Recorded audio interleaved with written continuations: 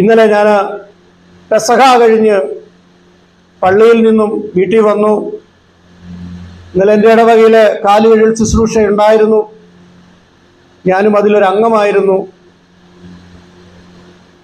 വൈകിട്ട് ഫോണിലൂടെ എൻ്റെ ഒരു സുഹൃത്ത് എന്നെ വിളിക്കുകയുണ്ടായി. അദ്ദേഹം ഹൈന്ദവ വിശ്വാസിയാണ്. ഞാൻ അദ്ദേഹത്തോട് പറഞ്ഞു, ഇന്ന് പെസഹ വ്യാഴമാണ് ആയിരുന്നു, പള്ളിയിൽ പോയി, നാളെ ദുഃഖവെള്ളി, അത് കഴിഞ്ഞ് പിന്നെ ഈസ്റ്റർ. ആ സഹോദരൻ എന്നോട് ചോദിച്ചു, എന്താണ് ദുഃഖവെള്ളി? അപ്പോഴാണ് ഞാൻ വിചാരിച്ചടാ, ഇതിപ്പോഴും അറിയാൻ വയ്യാത്ത ആൾക്കാരുണ്ടോ എന്ന്. കുട്ടികളൊക്കെ ചോദിക്കാറുണ്ട്.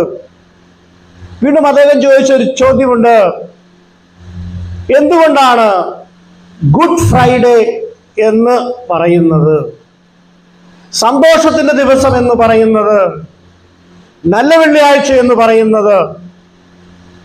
അദ്ദേഹത്തിന്റെ ഈ രണ്ട് ചോദ്യങ്ങൾക്കും ഞാൻ മറുപടി നൽകി. പ്രിയപ്പെട്ട സഹോദര, യേശുക്രിസ്തു ഭൂമിയിലേക്ക് വന്നത് ലോകത്തിന്റെ മുഴുവൻ പാപങ്ങൾ ഏറ്റെടുക്കാനാണ്, ലോകത്തെ വിശുദ്ധിയിലേക്ക് നയിക്കാനാണ്. ലോകത്തിന്റെ പാപങ്ങൾ മുഴുവൻ ഏറ്റെടുത്ത് കർത്താവ് എന്നെയും താങ്കളെയും പാപത്തിന്റെ കുഴിയിൽ നിന്നും, പാപത്തിന്റെ ചെറ്റിൽ നിന്നും, പാപത്തിന്റെ പെനാൽറ്റിയിൽ നിന്നും, ശിക്ഷയിൽ നിന്നും സ്വതന്ത്രനാക്കിയിരിക്കുകയാണ്.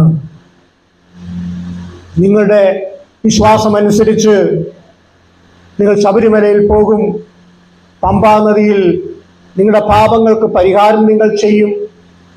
ഇസ്ലാം മതക്കാര് മക്കയിൽ പോകും, സാത്താനെ കല്ലെറിയും, പുണ്യസ്ഥലം സന്ദർശിക്കും, പാപങ്ങൾക്ക് പ്രായശ്ചിത്തം നൽകും. എന്നാൽ 2000 വർഷങ്ങൾക്ക് മുമ്പ് കർത്താവ് എന്ന് പറയുന്നയാള്, യേശുക്രിസ്തു എന്ന് പറയുന്ന വ്യക്തി, ദൈവത്തിന്റെ പ്രതിപുരുഷൻ, ലോകത്തിന്റെ പാപങ്ങൾ മുഴുവൻ തന്റെ ചുമലിലേറ്റിക്കൊണ്ട് പാപമോചനം ലോകത്തിന് നൽകിയിരിക്കുകയാണ്. അദ്ദേഹത്തോട് മനസ്സിലാകുന്ന ഭാഷയിൽ പറഞ്ഞു, നിങ്ങളുടെ വേദത്തിൽ തന്നെ ഇപ്രകാരം പറയുന്നുണ്ട് യേശുക്രിസ്തുവിനെ പറ്റി. ഋഗ്വേദത്തില് പ്രജാപതിയെ പറ്റി സംസാരിക്കുന്നുണ്ട്. ഓം കന്യക സുതായ നമഃ, കന്യകയിൽ നിന്നും ജനിച്ചവനെ ഞാൻ നിന്നെ നമിക്കുന്നു. ഓം പഞ്ചക്ഷതായ നമഃ, 5 മുറിവുള്ളവനെ ഞാൻ നമിക്കുന്നു. ഓം വൃക്ഷശൂലാർപ്പതായ നമഃ, വൃക്ഷത്തിൽ അടിക്കപ്പെട്ടവനെ ഞാൻ നമിക്കുന്നു. ഇത് യേശുക്രിസ്തുവിനെ പറ്റിയാണ്.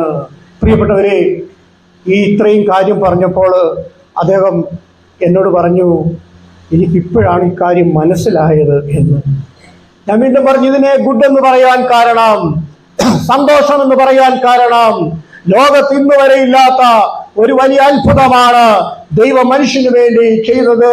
തന്റെ ഏകജാതനെ നൽകുവാൻ തക്കവണ്ണം ഈ ലോകത്തെ സ്നേഹിച്ചു.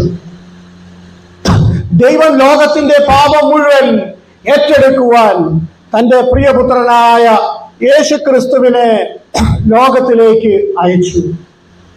അതാണ് സന്തോഷം. ദുഃഖിച്ചിരിക്കേണ്ട ദിവസമല്ല ദുഃഖവെള്ളിയാഴ്ച. മനുഷ്യമായി നമുക്ക് ദുഃഖമുണ്ട്, പക്ഷേ ആത്മീയമായ കണ്ണുകളിലൂടെ നാം നോക്കുമ്പോൾ ഇത് ദുഃഖവെള്ളിയാഴ്ചയല്ല, എന്നെയും നിങ്ങളെയും കർത്താവ് വിടുതൽ നൽകിയ സന്തോഷത്തിന്റെ ദിവസം. പ്രിയപ്പെട്ടവരെ, യെശയ്യായുടെ പുസ്തകം 53-ാം അധ്യായം അതിന്റെ 5-ാമത്തെ തിരുവചനം ഇപ്രകാരം പറയുകയാണ്. യെശയ്യായുടെ പുസ്തകം 53:5 പറയുന്നു, നമ്മളുടെ അതിക്രമങ്ങൾക്ക് വേണ്ടി അവൻ മുറിവേൽപ്പിക്കപ്പെട്ടു, നമ്മുടെ അകൃത്യങ്ങൾക്ക് വേണ്ടി ക്ഷതമേൽപ്പിക്കപ്പെട്ടു, അവന്റെ മേലുള്ള ശിക്ഷ നമുക്ക് രക്ഷ നൽകി, അവന്റെ ക്ഷതങ്ങളാൽ നാം സൗഖ്യം പ്രാപിച്ചു. പ്രിയപ്പെട്ടവരെ, എന്റെയും നിങ്ങളുടെയും പാപങ്ങളാണ്, പാപത്തിന്റെ പെനാൽറ്റിയാണ് യേശു തന്റെ കുരിശിൽ ഏറ്റെടുത്ത് നമുക്ക് പരിഹാരം കാൽവരിയിൽ നൽകിയത്. ഈ വലിയ അത്ഭുതമാണ് നാം ഓരോരുത്തരും ഇന്ന് സ്മരിക്കുന്നത്. പ്രിയപ്പെട്ടവരെ,